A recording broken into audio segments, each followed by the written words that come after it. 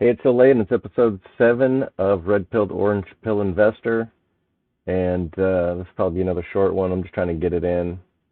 Trying to do an episode a day, every day in 2024, except for maybe vacation. So shooting for 350 episodes. So I might just be mailing it in today. The subject will be why Tesla and Bitcoin. I heard Michael Saylor, CEO of MicroStrategy, in a video, and he said you want to invest in a stock or an asset when it's disrupting that segment and when it is the clear winner. So you wanted to invest in Facebook when it was disrupting the way that we engage with social media, and it was the clear winner over like MySpace. Same thing with Apple when the iPhone came out, and it was clearly going to put Nokia and all the other cell phone companies out of business that had not caught on to the way the future was headed. You wanted to invest in Apple and hold it forever. And for me, the two assets that I've identified, and it's not financial advice, and there may be tons of others, is Tesla and Bitcoin. As far as Bitcoin is concerned, it is, gold was the financial, everybody's money for the last 6,000 years, and Bitcoin is going to be money for the next 6,000. It's gold, except it has all the advantages of being digital. And you can watch hundreds of Michael Saylor, Robert Breedlove, Safety and a Moose. You can watch any of their interviews if you want to hear Bitcoin explained better than I can. But Tesla is similar in that way that and it's not just electric vehicles. They are the clear winner in that space, but they definitely have a lead as far as generalized AI. It seems like all of their cars on the roads are pulling data. No one else is getting that much data, and they'll probably just plug that AI into their Tesla bots, and the bots will learn to engage with the world in the same way that the cars are engaging with the world. They got the solar energy. They're closely linked to all those other companies. They can trade tech with SpaceX and Starlink and Neuralink, and Elon Musk wants to dig tunnels under cities and shit. So those are the two assets that I trade in. When I first started selling covered calls, I would go to Market Chameleon. Let's see if I can even refresh it and go.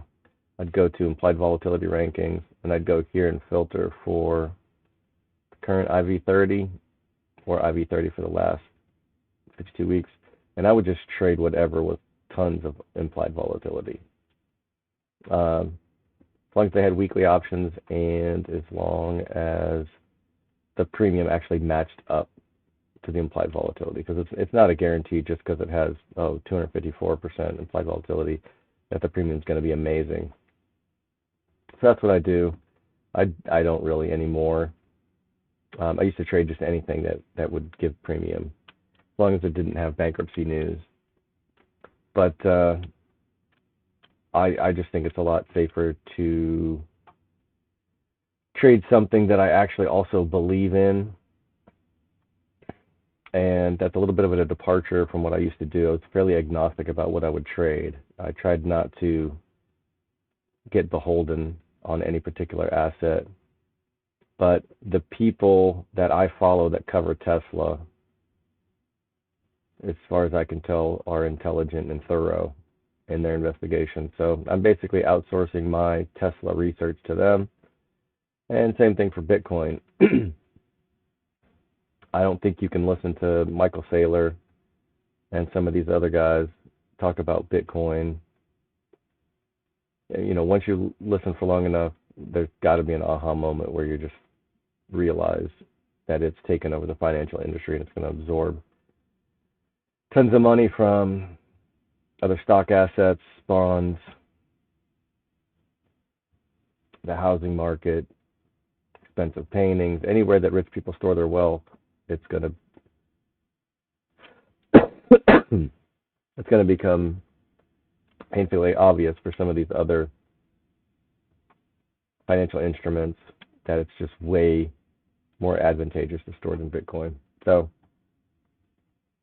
those are the two assets.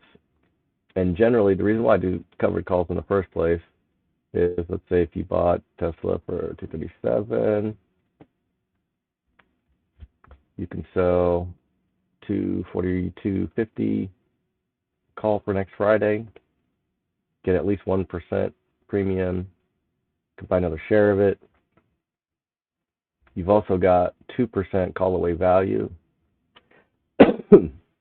Now, the ultimate scenario, if you could get 1% premium and you got 2% call away value, like if you just pick the perfect strike every single week for a year, you'd get that 2% plus this 1%.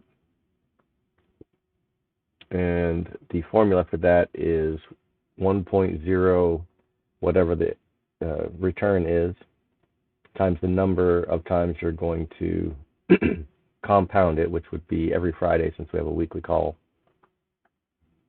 So if you get 2% and 1%, that's 3.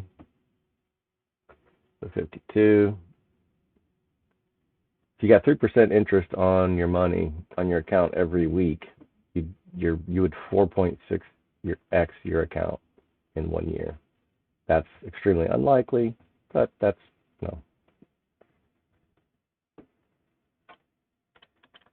that's pretty good. MicroStrategy is too expensive to be focusing on right now, and I really don't want to have a long video anyway. So let's just do Mara.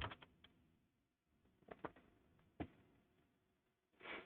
you trade Mara options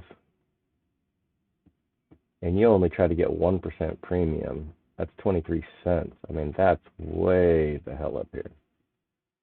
That call away value on that is like so the 38. So 23 to 30, that's $15 of call away value. I mean, that occasionally could happen. It shot up from what, $15 to $25 or something. But even something a little bit more reasonable. Let's see, around the, here's the 27.5 that I picked. I think I actually got closer to, anyway, this is lower than it was on Friday when I set this call. But you can get 6% premium. You can buy 6 shares of Mara. And the difference from $23 to 27.5 is another $4. So that's 1, 2, 3, 4 times 4, 16. It's like 16% in call away value. And that's not going to happen all the time. But I mean, it is possible to get occasionally. You know, you'll get a big chunk of call away value, and the value of shares go up, 10, 20% 1 week if you're, if you allow for that much call away value. Sometimes I get a little too greedy, and I might do something down here. You can buy 8 shares of Mara though, so you'd be going up 8% on your call, but you'd be only allowing for like 8% on the call, which is still amazing, in my opinion. It may still be inferior from a money perspective to just buy and hold, but as I've said before, that is not the point. The point of this strategy is not to get the most money, even though it could. It's still possible to get the most money with this, but that is not the point. The point is to increase your chances of success by lowering your cost basis. So your cost basis is whatever it costs you for the stock. And if the price is $23, $24, it's going to cost you $2,300, $2,400. But if you sell a covered call at the 26 strike, you get paid $168. So now you subtract that from your cost basis. So you didn't pay $23.30.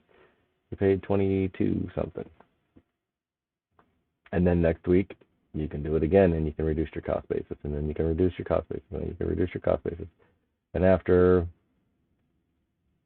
if you're getting $1 a week all the way up here, not hard. You're getting $1 a week all the way up at the 28.5 strike. It's only going to take 24 weeks before the stock is free. And now you've got stock worth $2,400 and you've got $2,400 in your account. You can buy another 100 shares of it. So that's why I trade Tesla. That's why I trade Bitcoin and Bitcoin mining stocks and MicroStrategy, because they are a leveraged long Bitcoin position. They use Bitcoin as their currency reserves or whatever it is. And they even borrow money to buy more Bitcoin. So they're leveraged long, and they're my favorite Bitcoin play, but they're crazy expensive. So if you can afford it, great. If you can't, some of these other mining stocks will also do just fine. Riot, at the money, you can get 6%, 6 something. I did this one at the 6.5 strike. Was that like 4% almost? With 10% call away value. You can't beat that. I mean, if the price of your stock goes up 10% a week, 1.1, 52 times, your account would be worth 142 times what it was when you started. Now, that's not going to happen. Well, I mean, as far as I can tell, the next bull market for Bitcoin has started and could last until around October 2025. Plan B has a good video about that. I'll link to that. That's the model that I got my fingers crossed is going to work. And models don't necessarily have to be perfect, but they, it's just to inform you on possibilities. So I will probably be trading these Bitcoin stocks until around at least mid 2025, and then reevaluate and see what I want to do in anticipation of the next Bitcoin bear market. All right, I think that's it for now. Be good, Joe.